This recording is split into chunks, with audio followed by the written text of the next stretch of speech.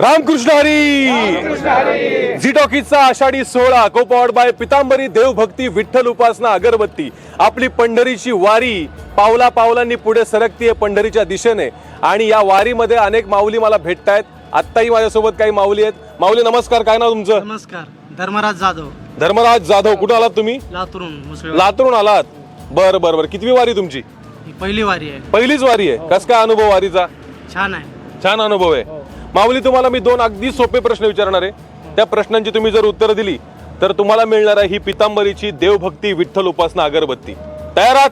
हो. अगदी. माझा पहिला प्रश्न तुम्हाला असा आहे, वारकरी संप्रदायामध्ये सगळे वारकरी एकमेकांना कोणत्या नावाने संबोधतात? माऊली या नावाने संबोध. माऊली. टाळ्या वाजवायच्यात माऊलींसाठी. माझा दुसरा प्रश्न माऊली तुम्हाला असा आहे की ज्ञानेश्वर माऊलींनी कुठल्या प्राण्याच्या तोंडून वेद वधून घेतले? रेड्या मुखातून वेद बोलवले. रेड्याच्या मुखातून. टाळ्या वाजवायच्यात माऊलींसाठी. माऊली, आता विठुरायाला करूया प्रसन्न तुळशीच्या सुगंधाने युक्त अशा पितांबरी देवभक्ती विठ्ठल उपासना अगरबत्तीनं. या माऊलींना मिळतीये पितांबरी तर्फे ही खास अगरबत्ती. धरा माऊली. पितांबरीची देवभक्ती विठ्ठल उपासना अगरबत्ती. उपासना विठ्ठलाची, साथ देवभक्तीची. टाळ्या.